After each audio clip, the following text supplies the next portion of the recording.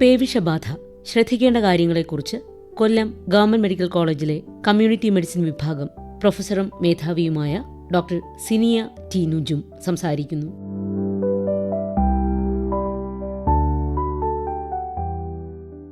പേവിഷബാധയെക്കുറിച്ച് നമ്മൾ എല്ലാവരും തന്നെ പലപ്പോഴായിട്ട് കേട്ടിട്ടുണ്ടാകും. എന്നിരുന്നാലും ഇന്നും നമുക്ക് പേവിഷബാധ മൂലം വിലയേറിയ പല ജീവനുകളും നഷ്ടപ്പെടുന്നുണ്ട്. അതുകൊണ്ട് തന്നെ ഇതിനെപ്പറ്റി നമ്മൾ മനസ്സിലാക്കേണ്ടിയിരിക്കുന്നു. ഈ ഒരു അസുഖം 100% മാരകമായ ഒരു അസുഖമാണ്. ഒരാൾക്ക് റേബീസ് പിടിപെട്ടാൽ ആ ആളെ നമുക്ക് രക്ഷപ്പെടുത്താനായിട്ട് മരുന്നുകൾ കൊണ്ട് രക്ഷപ്പെടുത്താനായിട്ട് സാധ്യമല്ല. എന്നാൽ അതേസമയം ഏതാണ്ട് 100% തന്നെ ഈ രോഗം നമുക്ക് പ്രതിരോധിക്കാനായിട്ട് സാധിക്കും. ഫലപ്രദമായ വാക്സിൻ റേബീസിനെതിരെ ലഭ്യമാണ്. ഇന്നും നമ്മുടെ ഇന്ത്യയിൽ 5000-ൽ പരം ആൾക്കാർ റേബീസ് വന്ന് മരണപ്പെടുന്നു എന്നുള്ളത് നമുക്ക് ഏറെ ദുഃഖമുള്ള ഒരു സത്യമാണ്. കേരളത്തിൽ നമ്മൾ ഒരു 1000 പേരെ എടുത്താൽ ഒരു വർഷം ഒരു 15 പേർക്കെങ്കിലും മൃഗങ്ങളുടെ കടിയേറ്റ് പല ആശുപത്രികളിലായിട്ട് വന്ന് പേവിഷബാധയ്ക്കെതിരെയുള്ള കുത്തിവെപ്പെടുക്കുന്നുണ്ട്. ഇതിൻ്റെ മൊത്തം കണക്കുകൾ നമ്മൾ നോക്കുകയാണെങ്കിൽ ഏതാണ്ട് 8 ലക്ഷത്തിൽ പരം ആളുകൾക്കാണ് ഈ അടുത്തായിട്ടത് കൂടിയിട്ടുണ്ട്. എല്ലാ വർഷവും നമ്മൾ പേവിഷബാധയ്ക്കെതിരായിട്ടുള്ള പ്രതിരോധ കുത്തിവെപ്പ് കൊടുക്കുന്നത്. എന്നിട്ടും നമുക്ക് മരണങ്ങൾ, റേബീസ് കാരണമുള്ള മരണങ്ങൾ സംഭവിക്കുന്നു. അതായത് 2025 കണക്കെടുക്കുകയാണെങ്കിൽ നമുക്ക് 33 പേരാണ് റേബീസ് കാരണം മരിച്ചത്. 2016 തൊട്ട് 25 വരെ 151 മരണങ്ങളാണ് സംഭവിച്ചിട്ടുള്ളത്. പക്ഷെ ഇതിൽ നമ്മൾ മനസ്സിലാക്കേണ്ട ഒരു കാര്യം, ഇത് 80% ഈ മരണങ്ങൾ സംഭവിച്ചിരിക്കുന്നത് വാക്സിൻ എടുക്കാത്തവരിലാണ്. അപ്പം ഈ വാക്സിൻ ഏറെ ഫലപ്രദമായ ഒരു വാക്സിനാണ്. വളരെ വിരളമായിട്ട് മാത്രമേ വാക്സിൻ എടുത്തവരിൽ മരണം സംഭവിക്കാറുള്ളൂ. അത് പ്രത്യേക തരം മുറിവ്, വളരെ ഗുരുതരമായിട്ടുള്ള മുറിവുകൾ, പ്രത്യേകിച്ച് നമ്മുടെ കഴുത്തിന് മേപ്പോട്ടുള്ള ഭാഗങ്ങളിലും പിന്നെ നമുക്ക് കൂടുതൽ നെർവ് എൻഡിങ്സ് ഉള്ള ചില സ്ഥലങ്ങളിലുമൊക്കെ സംഭവിക്കുമ്പോഴാണ് നമ്മുടെ വാക്സിൻ്റെ ഒരു ഫലപ്രാപ്തി വരുന്നതിന് മുമ്പ് തന്നെ ഈ വൈറസ് ചിലപ്പോൾ പെട്ടെന്ന് തന്നെ നേരിട്ട് ഞരമ്പിൻ്റെ നെർവ് എൻഡിങ്സിലേക്ക് കടന്നുകൂടും. അങ്ങനെ വരുന്നതാണ് ഈ വിരളമായിട്ടുള്ള ചില മരണങ്ങൾ.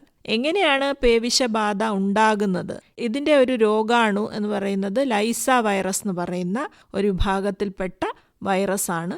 സാധാരണഗതിയിൽ മാമൽസ്, സസ്തനികളിലാണ് ഈ രോഗാണുബാധ ഉണ്ടാകാറ്. നമ്മൾ മരണങ്ങൾ എടുത്ത് പരിശോധിക്കുകയാണെങ്കിൽ 95% മരണങ്ങൾ സംഭവിച്ചിരിക്കുന്നത് നായ്ക്കളുടെ കടി മൂലമാണ്. ഒരു 3% പൂച്ച കടിച്ചിട്ട് അതിൽ നിന്നുണ്ടായ പേവിഷബാധ സംഭവിച്ചിരിക്കുന്നത്. പിന്നെ മറ്റു മൃഗങ്ങൾ എന്ന് പറയുമ്പോൾ ചെന്നായി, പിന്നെ കുറുക്കൻ, കീരി, ഇങ്ങനെ പല മൃഗങ്ങളും ഉണ്ട്. അപ്പോൾ ഇങ്ങനെയുള്ള പല മൃഗങ്ങളും റേബീസ് വൈറസ് അവരുടെ ശരീരത്തിലുണ്ടെങ്കിൽ അത് ക്രമേണ ഉമിനീരിലേക്ക് വരികയും ഈ മൃഗങ്ങൾ നമ്മൾ കടിക്കുന്ന സമയത്ത് ഉമിനീരിൽ ഈ വൈറസ് ഉണ്ടെങ്കിലാണ് നമുക്ക് ഈ ഒരു രോഗാണുബാധ ഉണ്ടാകാനായിട്ട് സാധ്യതയുള്ളത്. അത്തരത്തിൽ റേബീസ് ഉണ്ട് എന്ന് ഉറപ്പുള്ള മൃഗങ്ങൾ കടിച്ചാൽ പോലും എല്ലാവർക്കും തന്നെ റേബീസ് വരണം എന്നില്ല. പക്ഷെ അത് പല കാരണങ്ങൾ അടിസ്ഥാനപ്പെടുത്തിയിട്ടാണ് നമുക്ക് വരാൻ സാധ്യതയുണ്ടോ എന്ന് മനസ്സിലാകുന്നത്. എന്നിരുന്നാലും നമുക്ക് ഇത്തരം ഒരു എക്സ്പോഷർ, അതായത് ഇത്തരം മൃഗങ്ങളുടെ കടി ഏൽക്കുകയോ അല്ലെങ്കിൽ മാന്ത് ഏൽക്കുകയോ അല്ലെങ്കിൽ ഉമിനീര് നമ്മളുടെ ഏതെങ്കിലും മുറിവുകളിൽ പറ്റുകയോ കണ്ണിൽ തെറിക്കുകയോ ഒക്കെ ചെയ്താൽ നമ്മൾ എത്രയും പെട്ടെന്ന് ആശുപത്രിയിൽ പോയി ഇതിനെതിരായിട്ടുള്ള വാക്സിൻ എടുക്കേണ്ടത് വളരെ അത്യാവശ്യമാണ്. അങ്ങനെ ചെയ്താൽ ഏതാണ്ട് 100% നമുക്ക് ഈ അസുഖത്തെ ഇല്ലാതെയാക്കാൻ അല്ലെങ്കിൽ നമുക്ക് വരാതിരിക്കാനായിട്ട് സാധിക്കും. അപ്പോൾ ഈ രോഗാണു നമ്മുടെ ശരീരത്തിലേക്ക് കടന്നുകൂടിയാൽ ഒരു 4 ദിവസം മുതൽ 4 വർഷം കഴിഞ്ഞിട്ട് വരെയും വേണമെങ്കിൽ ഒരാൾക്ക് റേബീസ് വരാം. സാധാരണഗതിയിൽ ഒരു 3 മുതൽ 8 ആഴ്ചയ്ക്കകമാണ് നമുക്ക് ഈ രോഗലക്ഷണങ്ങൾ കണ്ടു തുടങ്ങുന്നത്. പക്ഷേ ഈ വാക്സിൻ എടുത്താൽ നമുക്ക് ഇത്തരത്തിൽ രോഗാണുബാധ അല്ലെങ്കിൽ നമുക്ക് വൈറസ് നമ്മുടെ നെർവ് എൻഡിങ്സിലേക്ക് കടന്നുകൂടില്ല, നമുക്ക് ഈ അസുഖം വരുത്തുമില്ല. അപ്പോൾ ഇത്തരത്തിൽ വാക്സിൻ എടുക്കാൻ വേണ്ടി നമ്മൾ എത്രയും പെട്ടെന്ന് നമ്മുടെ അടുത്തുള്ള ആരോഗ്യ കേന്ദ്രങ്ങളിൽ, മിക്കവാറും ആരോഗ്യ കേന്ദ്രങ്ങളിൽ സർക്കാർ ഈ വാക്സിൻ സൗജന്യമായി തന്നെ ലഭ്യമാക്കിയിട്ടുണ്ട്. അപ്പോൾ ഏതെങ്കിലും മൃഗങ്ങളുടെ കടി ഏൽക്കുകയോ മാന്തേൽക്കുകയോ ഉമിനീര് മുറിവിൽ പറ്റുകയൊക്കെ ചെയ്താൽ എത്രയും പെട്ടെന്ന് തന്നെ ഈ ആരോഗ്യ കേന്ദ്രത്തിൽ പോയി വാക്സിൻ എടുക്കേണ്ടതാണ്. പക്ഷെ അതിനു മുമ്പ് നമുക്ക് ചെയ്യാവുന്ന ഒരു കാര്യം വീട്ടിൽ വെച്ച് തന്നെ ഒഴുകുന്ന വെള്ളത്തിൽ സോപ്പ് ഉപയോഗിച്ച് 15 മിനിറ്റ് നേരം വൃത്തിയായി കഴുകുക എന്നുള്ളതാണ്. ഈ ഒരു വൈറസിന് ഒരു ലൈപ്പിഡ്, ഒരു കൊഴുപ്പിൻ്റെ ഒരു ആവരണമുണ്ട്. നമുക്ക് സോപ്പും വെള്ളം ഇട്ട് കഴുകുന്ന സന്ദർഭത്തിൽ ഇതിൻ്റെ ഈ ലൈപ്പിഡ് ആവരണം ഇല്ലാതാവും, ഈ വൈറസ് ചത്തുപോകും. 80% വൈറസിനെ നമുക്ക് ഈ ഒരു ലളിതമായ പ്രൊസീജിയർ ചെയ്യുന്നതിലൂടെ നമുക്ക് ഇല്ലാതെയാക്കാനായിട്ട് സാധിക്കും. അതുകൊണ്ട് ഈ ഒരു കാര്യം എല്ലാവരും തന്നെ ആദ്യമേ തന്നെ ഇത് ചെയ്യണം. പിന്നെ എത്രയും പെട്ടെന്ന് ആശുപത്രിയിൽ ഈ കടിയേറ്റ ആളെ എത്തിക്കുകയും ചെയ്യണം. അപ്പോൾ ആശുപത്രിയിൽ ചെന്ന് കഴിഞ്ഞാൽ TT എടുക്കണോ വേണ്ടെന്നൊക്കെ ഡോക്ടർ നോക്കിയിട്ട് തീരുമാനിക്കും. അതോടൊപ്പം നമ്മളുടെ ഈ മുറിവിനെ നമ്മൾ 3 സാധാരണഗതിയിൽ തരംതിരിക്കുന്നത്. Category 1, category 2, category 3. കാറ്റഗറി 1 എന്ന് പറഞ്ഞാൽ നമ്മുടെ തൊലിപ്പുറത്ത് ഉമിനീര് വല്ലതും പറ്റിയിട്ടുണ്ടാവും, പക്ഷെ അവിടെ മുറിവൊന്നും കാണത്തില്ല, ഒരു മുറിവും ഇല്ല. വെറുതെ നമ്മളുടെ തൊലിപ്പുറത്ത് ഒരു പൂച്ചയോ പട്ടിയോ ഒക്കെ നക്കുക മാത്രമേ ചെയ്തിട്ടുണ്ടാവുള്ളൂ. അത്തരത്തിലൊരു എക്സ്പോഷറിന് നമ്മൾ സാധാരണഗതിയിൽ വാക്സിൻ കൊടുക്കാറില്ല. നേരത്തെ പറഞ്ഞ ഈ വൃത്തിയായിട്ട് സോപ്പും വെള്ളവും ഉപയോഗിച്ചുള്ള കഴുകൽ മാത്രം മതിയാവും. കാറ്റഗറി 2 ആണെങ്കിൽ നമ്മൾ ആ വ്യക്തിക്ക് വാക്സിൻ കൊടുക്കും. കാറ്റഗറി 2 എന്ന് പറഞ്ഞാൽ ഈ തൊലിപ്പുറത്തൊരു മാന്തൽ പോലെയൊക്കെ കാണുള്ളൂ, ചെറിയ മുറിവായിരിക്കും, അതിൽ നിന്ന് ചോരയൊന്നും ഒലിച്ചിട്ടുണ്ടാവില്ല. കാറ്റഗറി 3 എന്ന് പറയുന്നത് കുറച്ചുകൂടി ഗുരുതരമായ മുറിവാണ്.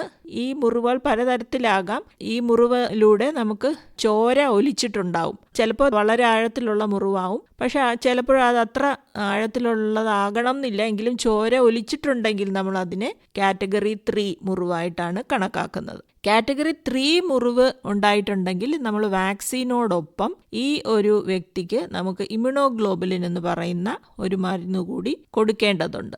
മുറിവിന് ചുറ്റുമാണ് ഈ ഇമ്യൂണോഗ്ലോബുലിൻ കൊടുക്കുന്നത്. അത് ആദ്യമേ നമ്മൾ ടെസ്റ്റ് ഡോസൊക്കെ ചെയ്തിട്ടാണ് കൊടുക്കുന്നത്. ഇമ്യൂണോഗ്ലോബുലിൻ കൊടുക്കുന്നതിൻ്റെ ഉദ്ദേശം എന്ന് പറഞ്ഞാൽ ഈ വാക്സിൻ കൊണ്ടുള്ള പ്രതിരോധ ശക്തി കിട്ടാൻ വേണ്ടി ഏകദേശം ഒരു 7 ദിവസമൊക്കെ എടുക്കും. ഗുരുതരമായ മുറിവാകുമ്പോൾ ചിലപ്പോൾ ഈ വൈറസ് പെട്ടെന്ന് തന്നെ നെർവ് എൻഡിങ്സിലേക്ക് കയറിക്കൂടാനായിട്ട് സാധ്യതയുണ്ട് എന്നുള്ളതുകൊണ്ട് ഈ സമയത്തു കൂടി നമുക്കൊരു പ്രൊട്ടക്ഷൻ കിട്ടാൻ വേണ്ടിയിട്ടാണ് നമ്മൾ റേബീസ് ഇമ്യൂണോഗ്ലോബുലിൻ മുറിവിന് ചുറ്റിനും കൊടുക്കുന്നത്. വാക്സിൻ 4 ദിവസങ്ങളിലായിട്ടാണ് കൊടുക്കുന്നത്. ഇപ്പം മുറിവ് ഉണ്ടായി ആദ്യത്തെ ദിവസം തന്നെ നമ്മൾ വാക്സിൻ എത്രയും പെട്ടെന്ന് കൊടുക്കുക എന്നുള്ളതാണ്. അതിന് നമ്മൾ ഡേ 0 എന്നാണ് പറയുന്നത്. ആദ്യത്തെ ഡോസ് കിട്ടിയ ദിവസം ഡേ 0 എന്ന് കണക്കാക്കുകയാണെങ്കിൽ 3-ാമത്തെ ദിവസം, പിന്നെ 7-ാമത്തെ ദിവസം, പിന്നെ 28-ാമത്തെ ദിവസം, ഈ 4 ദിവസങ്ങളിലും 2 കൈകളിലായിട്ട് ചെറിയൊരു ഡോസ് മരുന്ന് 0.1 ml വീതമാണ് കൊടുക്കുന്നത്. 2 കൈകളിലുമായിട്ട് തൊലിയുടെ അടിയിലേക്കാണ്. നമ്മൾ ഇൻട്രാഡെർമൽ റേബീസ് വാക്സിനാണ് ഇപ്പോൾ കൊടുക്കുന്നത്. ഈ വാക്സിനുകൾ ഇത്രയും ഡോസുകൾ കൃത്യമായിട്ട് എടുക്കേണ്ടത് വളരെ അത്യാവശ്യമാണ്. 4 ഡോസും എടുക്കണം. പറഞ്ഞിട്ടുള്ള ദിവസങ്ങളിൽ തന്നെ എടുക്കാനായിട്ട് ശ്രദ്ധിക്കേണ്ടതാണ്. പിന്നെ ചിലർ ചോദിക്കാറുണ്ട്, ഈ കുത്തിവയ്പ്പ് എടുക്കുന്ന സമയത്ത് നമുക്ക് ഭക്ഷണം എന്തെങ്കിലും ക്രമീകരിക്കേണ്ടതുണ്ടോ, വ്യായാമം ചെയ്യാമോ, സാധാരണഗതിയിലുള്ള ജോലികളൊക്കെ ചെയ്യാമോ എന്നൊക്കെ. ഇതെല്ലാം നമുക്ക് ചെയ്യാം. മറ്റ് പഥ്യമൊന്നുമില്ല. ആഹാരം ഏത് വേണമെങ്കിലും കഴിക്കാം, എക്സസൈസ് ചെയ്യാം, ജോലി ചെയ്യാം, കുഴപ്പമില്ല. പക്ഷേ പുകവലി, മദ്യപാനവും നമ്മൾ ഈ സമയത്ത് ഒഴിവാക്കാൻ പറയാറുണ്ട്. കാര്യം നമ്മുടെ പ്രതിരോധ ശക്തി ഉണ്ടാകുന്നതിനെ ഇത് ബാധിച്ചേക്കാം.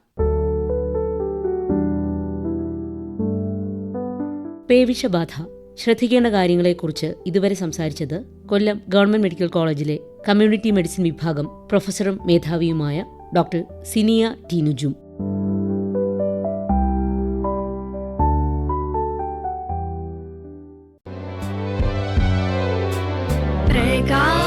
പ്രകാശധാര